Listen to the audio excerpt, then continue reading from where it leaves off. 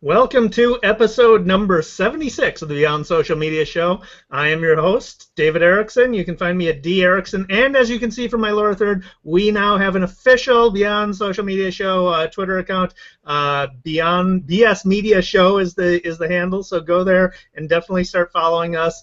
You can tweet during the show or anytime if you want to get our attention using the BSMediaShow hashtag. So go ahead and do that, and if you tweet during the show, if you talk to us on Google Plus during the show, we'll respond with the comments. You can find me also at my blog, e-StrategyBlog.com. I am with my co-host, of course, as usual, BL Ochman. You can find BL at What's Next on Twitter. She's what'snextblog.com is her blog. She is the CEO of Maximum-Plus.com, where you can hire her for all things Google Plus. And of course, BL writes for Ad Age. We cover the worst of what happened in social media, online communications. We cover the best in the past week. We talk about some shiny new objects that we're enamored with, and then we wrap it up with some stats you'll want to know. BL always has the honors with the worst. What was horrible that happened last week, BL? Oh, well, there were a few things, but one of my favorites was Weenis the Elf, whose Twitter bio says, "'Tis the season for a piping hot mug of wet filth and forbidden joy. Have a sip."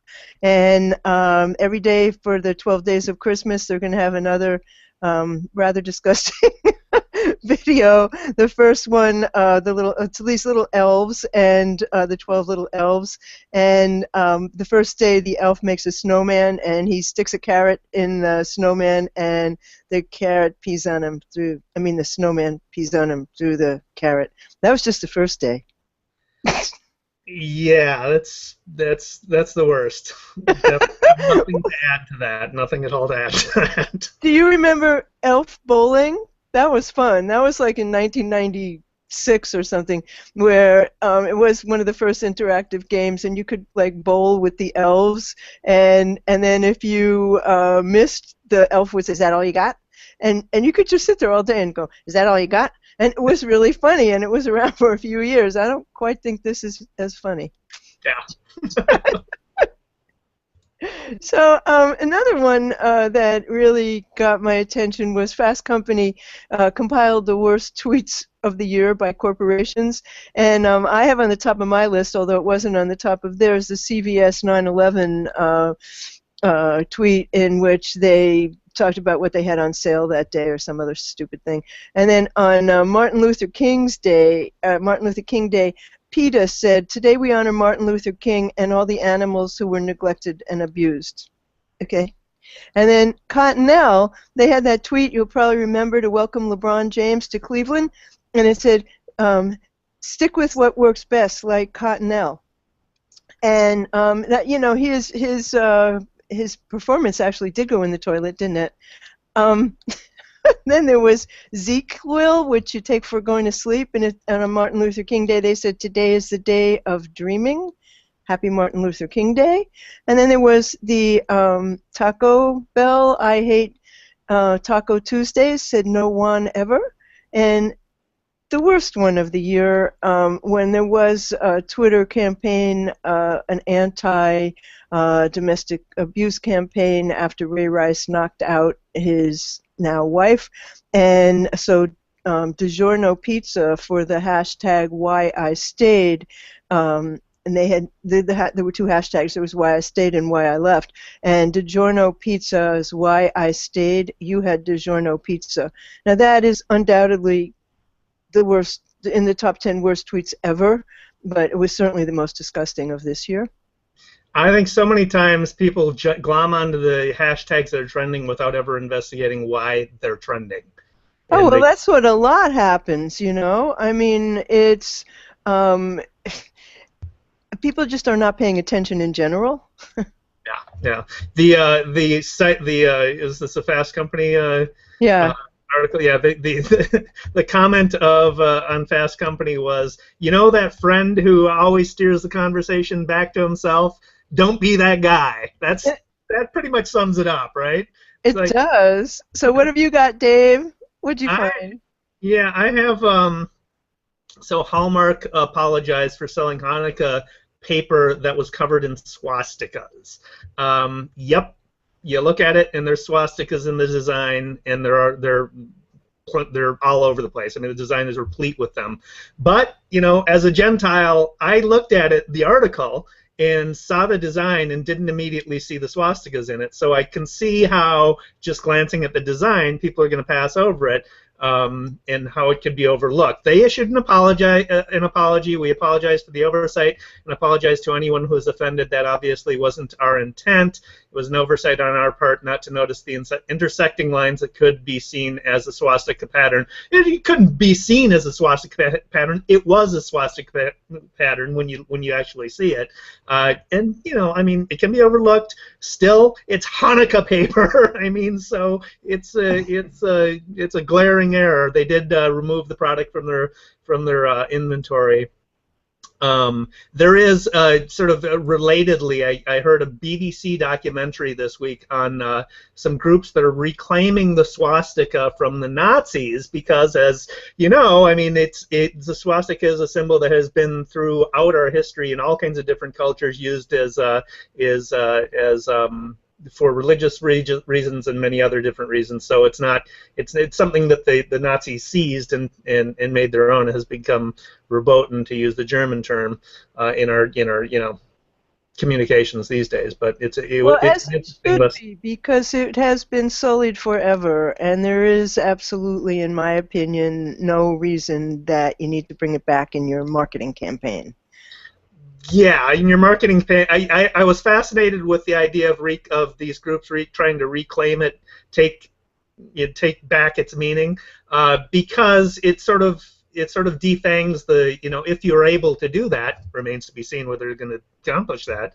It defangs the potency of the image, right? If you can remove the meaning that it has now, but. I think historically it's just too ugly for that to be even within the realm of possibility. Something that happened in Brooklyn this week was really portends the future, and that is that TGI Friday had a very much hyped mobile mistletoe campaign, and they invited people to come and kiss in their restaurant and on December 4th and be photographed by the drone while they were kissing. And unfortunately, the two remote control helicopters, they had dangling sprigs of mistletoe, and they were supposed to promote holiday romance, but one of them flew out of control and clipped the photographer from the Brooklyn paper, The Courier, clipped Georgine Benvenuto in the nose with one of its spinning uncovered blades, and and she said it literally chipped off the tip of my nose while she was staunching the blood, and she said, you know, it took off part of my nose and cut me under my chin, and she said, thank God it didn't cut me in the eye in the name of love, because that is what I need to make a living. So here's the lesson: don't play with drones indoors. Well, at least have a skilled operator. Right. A skilled operator would be somebody's necessary. nose with your drone. Try to not make it a member of the media. Exactly, and it really did take off the tip of her nose. I mean, she's standing there in the picture bleeding, very sad. So, have you got more bad news? Because I got a lot of good news. Nah, I've got one that's in best, but it could be in worst. So we'll see what people think. This is Iowa, a state I spent plenty of time in as a college student. I went to school in Iowa. Is developing a driver's license app. So it's a mobile app. You have a PIN number for verification and biometric identification to control who has access. So there's some access safeguards there. The pilot will begin next year. It could be used at traffic stops and security at Iowa airports. There's sort of the intended uses for it. Iowa is one of 30 states that allow drivers to show their proof of vehicle insurance electronically, but there's some privacy issues they'll need to grapple with. So preventing the officers who are looking at it during a traffic stop from seeing other things on your phone. You don't want them going through your text messages. You don't want them seeing notifications. There might be notifications on your phone you don't want popping up while they're looking at it, right? GPS data. So if it's a mobile app, it has access to your phone's GPS data. It has access, presumably, to accelerometer data. So is this something that you can basically be busted for speeding, driving over the speed limit, even when cops aren't around to see it, right? I mean, I routinely, I don't know if I should admit to this, but routinely drive 5 miles over the speed limit in Minnesota. However, that will not be a problem for Iowans who routinely drive 5 miles below the speed limit. I love Iowa. I went to school in Iowa. I spent 4 or 5 years there, and it's a great place, but it drove me nuts because everybody drives 5 miles below the speed limit. So that's those are the people who cause radar. accidents, you know. Those are the ones. But Dave, I don't know if you should keep being a scuffler 5 miles over the speed limit, really. They don't bust you for 5 miles over. 6 miles over, yeah. But... Is that true? Just a little bit of housekeeping. We are using comment trackers, so if you would like to leave comments either on Twitter or on YouTube or on the event page for the show today, we will see them and we will be able to respond to them during the show. On Twitter, please use the hashtag BSMediaShow, and equally so, I guess, on YouTube. And you're going to hear my cat in the background because for some reason he's yelling. It's Catter Day after all. So I have some good news. And all I have to do is find it. Oh, yes. This week, Tuesday, was Human Rights Day. And the UN Human Rights Commission surprised me big time because I think of the UN as one of the most conservative organizations when it comes to online participation. And the UN Human Rights Commission had a way cool social media campaign with the hashtag Rights365. They started a thunderclap, which I'll tell you about in a second, and they gathered vines, videos, tweets, photos, blog posts, and Facebook posts in which they asked you to explain what human rights means to you. And every video and every post was asked to start with the hashtag and saying Human Rights Matter 365 because. Thunderclap is a crowdsourcing tool that's kind of like an online flash mob, and it allows you to share the same message with other people at the same time so you can spread the idea, amplifying it, beyond your own reach and achieve the reach of the crowd. So on their thunderclap, the UN collected the vines, and then they posted the top 10 in their Storify. I mean, they didn't miss a social media app. And, if you don't know, the Human Rights Declaration was proclaimed by the UN in 1948, and it was set out for the first time to define fundamental human rights and make sure that they were calling for them to be universally protected as a common standard throughout the globe. So I was very impressed by the UN, and have a look at Thunderclap because it's quite a unique social media app. Yeah, that's fantastic. I was just going to say is that it's Thunderclap is available to anyone. It's not a UN thing that they developed. No. It's available to anybody. It's free, and you can link up everything that you do with it. And the more people you get, the more amplified the message becomes. It's a fascinating app. I had not been aware of it before, so I never thought I was going to learn about it from the UN, but I did. So I've got a social media related. Facebook is dropping Bing, or has dropped Bing from their search. So they're currently, this is from a Search Engine Land article. We're not currently showing web search results in Facebook search because we're focused on helping people find what's been shared with them on Facebook. So that's good because the Bing results weren't really that good anyway. People don't use search within Facebook to find stuff on the web typically.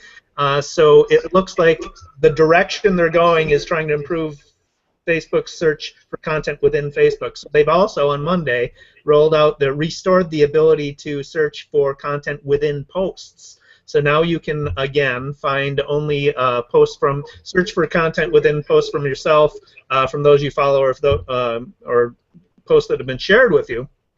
And so as a personal branding mechanism, this is another aspect of getting found. So. Well, I agree with you about Bing. I'm not in the least bit impressed with the results that it turns up, but that is interesting about Facebook because it's notoriously been hard to find anything there, particularly within posts. So, and online on Pottermore.com, J.K. Rowling is apparently not done with Harry Potter, and so starting December 12th, yesterday, she's posting a new installment, and every day at 8 a.m. Eastern Time, and it has moments from the Half-Blood Prince, shiny galleons, and even a new potion or two.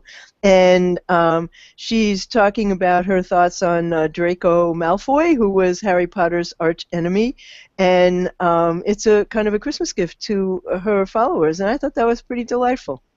That's fantastic. That's a brilliant. It's a gift, and it's a brilliant marketing tool, teasing up, extending that brand and offering up additional content over a period of time. Great strategy. And, I'm a big fan of her writing, so I think the writing itself is terrific. Wow. So there also was another campaign that I thought was pretty excellent this week. It was Toyota's BuckleUpForLife campaign, and they asked you to upload a photo to social media of a kid buckled into a car, and every time you did that, they donated 10 car seats to people who needed them and couldn't afford them. So, that's really quite wonderful. Toyota's done some excellent work in the charitable arena, and that, I think, was a quite important one. That's great. That's right. I've got not nearly as an impressive one, but it has to do with cars, so I'll talk about it. Honda is pitching their CR-V for the holidays using nostalgia marketing. So the ad, most auto ads are the same. They talk about the features and benefits and and they're pretty standard operating procedure how to produce a car ad. But this one uses Skeletor from the 1980 Saturday morning cartoons He-Man and Masters of the Universe. And obviously they are targeting Gen X fathers with this. Mattel Toys, little figurine stars in the ad, so go take a look at it. It's sort of a It's adorable. It really is adorable. And you're right, all car ads are generally basically the same. And, this is a welcome respite from that. I wanted to bring up one other really, I think, excellent thing, and I don't know how many people are familiar. I would imagine, well, I know millions are, but I don't know how many of our listeners are familiar with Daria Musk, who became a global celebrity via Hangouts, and when she does a Hangout now, she gets 1 million people watching, and she was just sort of an unknown singer from Connecticut about a year ago, maybe 2 years ago. So when she does Hangouts, she invites the audience to join her in the film strip speak, and she rotates people in and out. And this week with I can't talk, with Geek Beat TV, she gave her tips for how to stream online concerts, and well worth taking a look at because she's aces at that. Very good. I love that. That's a clever way of using it. And absolutely, there's all the tools are at musicians' disposals now for engaging with their fans and really having almost a one-to-one relationship with them. So, well, it's not only that, but you get HD quality video and CD quality sound, and if you know the tools to use, which she does talk about, you really get a professional end result, and you have that in YouTube, and you can search optimize it, and you can put it on any platform on the internet. So it's a very cool use of Hangouts, and you'll see more and more concerts all the time. Very cool. I'm waiting for yours, Dave. I got to come up with some original songs so you don't get busted by YouTube. Yeah, you do need to be careful about that. We don't want any copyright strikes, So I think you have another goodie? Yeah, so, well, I'm done with my good stuff. We want to go on to shiny new stuff? Well, yeah, I have to say my favorite one of the week was sort of an accidental meme. The Beard Baubbles, Deutsch, Germany, I think it was, for their Christmas card, they, as a joke, they put Christmas lights into a guy's beard, and they had a little kit where you could do it yourself. And those are sold out, and now there are millions of people showing pictures of their beards with Christmas lights and decorations in them, and it's just adorable. Such a weird world. I honestly, I don't. Isn't it though? I mean, isn't it that would catch on of all things? I don't get the return of beards. It's like, what is this, 1800s? And so not putting Christmas ornaments in your beard. Come to New York. I mean, go to Williamsburg. Everybody there looks like a mountain man. They all these big bushy beards. It's the fashion here. So you could pretty much put anything.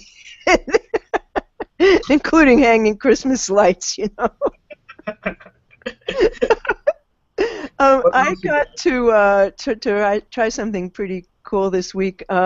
My Mac had slowed to a crawl, and it was because there's just too much stuff on it. So for starters, I took a lot of the many. I must have had 150 folders on my desktop.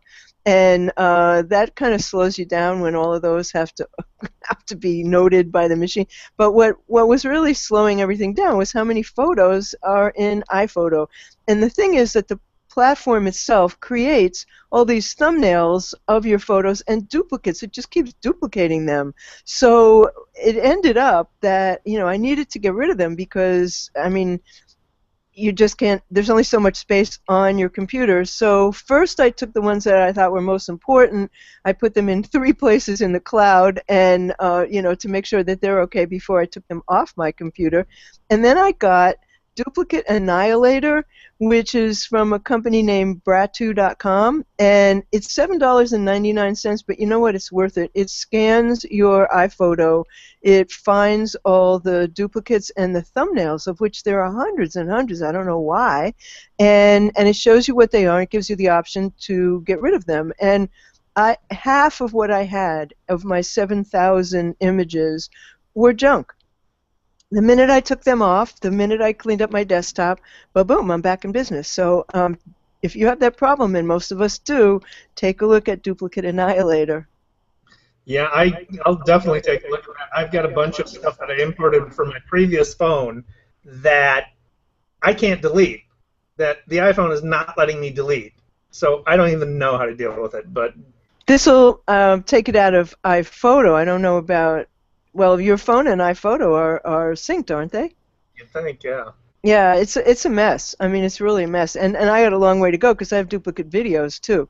And then like I make a video that I had, I take something that was an hour and I make it 3 minutes, and I still have the hour-long thing. Well, what do I need that for anymore? So you have to learn how to take these things off. It's not obvious.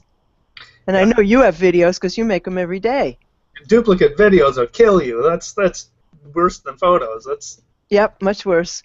No. So, what are your tools for the week? All right, so I've only got one, and it's going to be a sort of a longish one for our super cool tools, but it is super cool. It's Amazon Echo, and I'm going to try and do a demonstration. We'll see if it works here. So Amazon has a new product. It's available only to select Prime members, and I happen to be one of those select Prime members who got an invitation to buy it. And it costs, I think, $200, and I got it for $100. But what it is voice-activated technology and internet. It's basically an Internet of Things type of technology. It's voice-activated. It's connected to your Wi-Fi. It's connected to the cloud. It's connected to your Amazon account. And as I said, voice-activated, and there's a remote control that comes with it that's very much like the Fire TV remote control. But anyway, you activate it by, it's called Alexa, and you activate it by saying her name and then asking for what you want. So I'm going to try it, and right here in the background you can see that little cylinder thing. That is Amazon Echo, and we'll see how it works. Alexa, play the latest news. Here's your flash briefing. In NPR News from TuneIn. From NPR News in Washington, I'm Barbara Klein. Alexa, stop. Goes back in...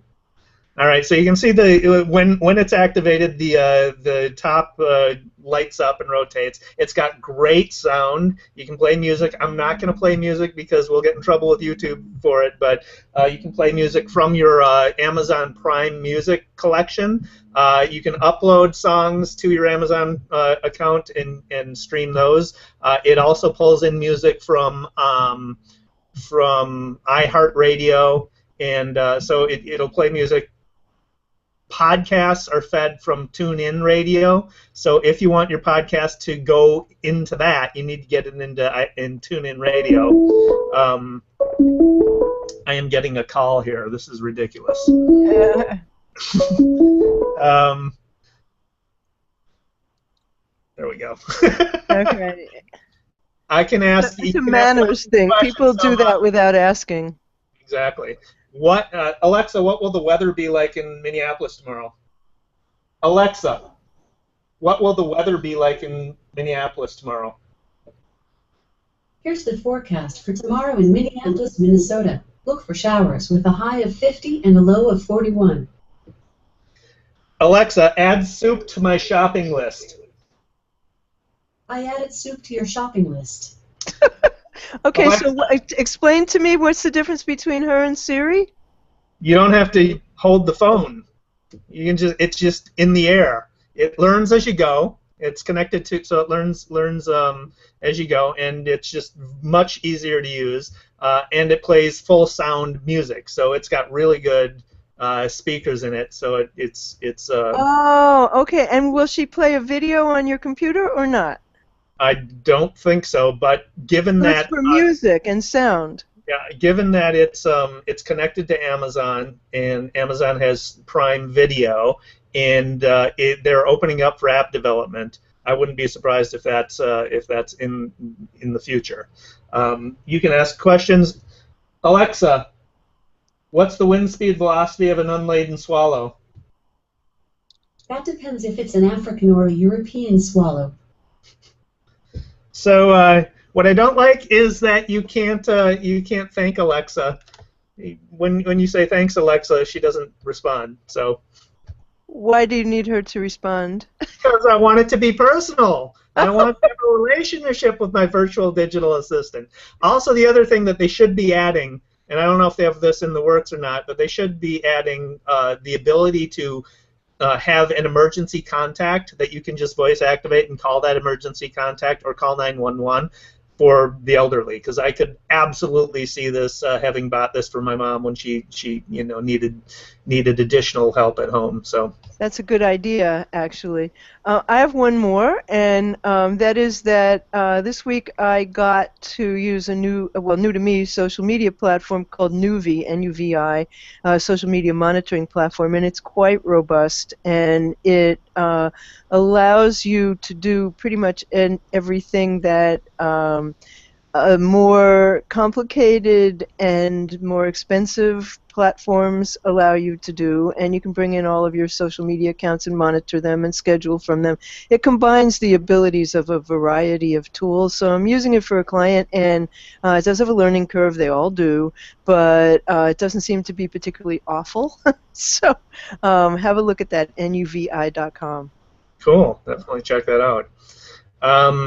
So we're done with the shiny new stuff. Have you got any others? I don't have any more. All right, so let's go on to projects. I mentioned we have a Twitter account now. BSMediaShow is the handle, so definitely follow us. Spread the love, please. Help us build our following. Like an hour after I opened up the account, we got 7 porn bot accounts subscribing.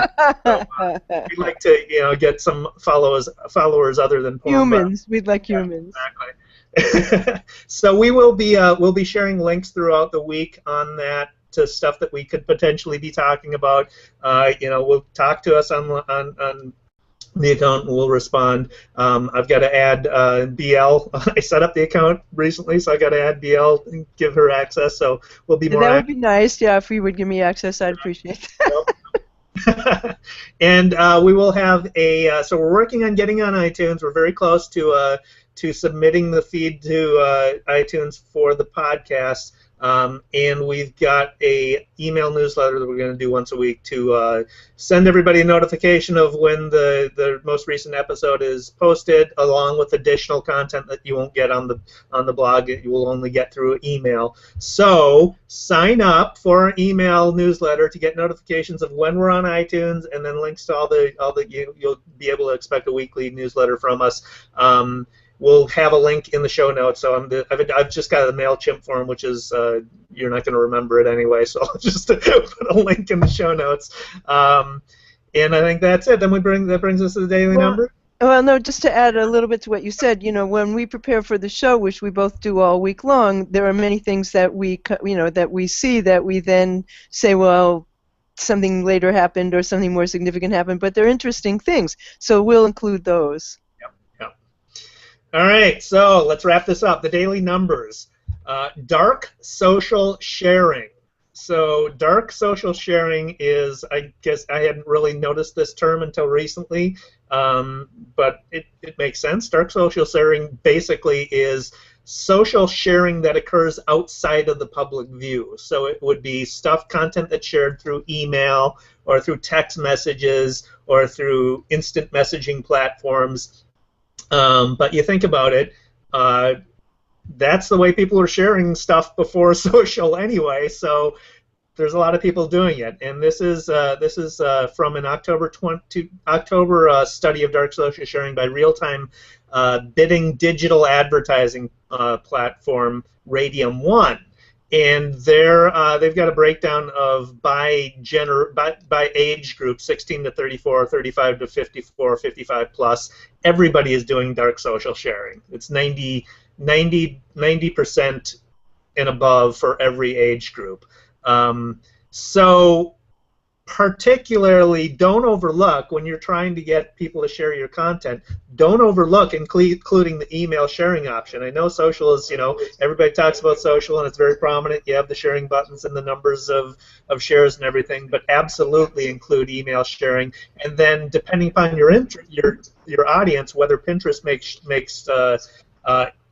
sense for who you're trying to reach. Pinterest did add the private board, so I'm sure a lot of people, we don't have any data on it, but I would suspect that a lot of people are sharing on the private boards the stuff that is sensitive or they don't want to share with the public or whatever. So consider dark social sharing. David, how did they measure that? Well, I imagine they measured that through it's links from a website into private messages that are shared. I imagine a lot of it was through email shares. So you can get, if you've got a social share that includes the email sharing option, you can get metrics on the number of times people use that, right? Okay. And what about when they're text messages? How did they get those? I don't know how they did that. That's a little scary. I don't like that.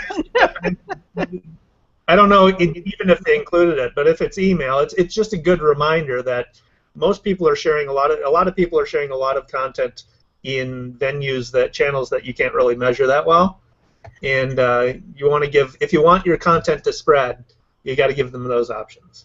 That makes a lot of sense, it really does. So I believe that brings us to the end of the show, and we will be back next Saturday, 12:30 Eastern. And you will find Dave as D. Erickson on Twitter. You will find him at e-StrategyBlog.com, at e-StrategyTrends.com. Is that right? Did I get it right? Trends.e-StrategyBlog.com. Just search for e-Strategy Trends. That's the easiest way to do it. Okay.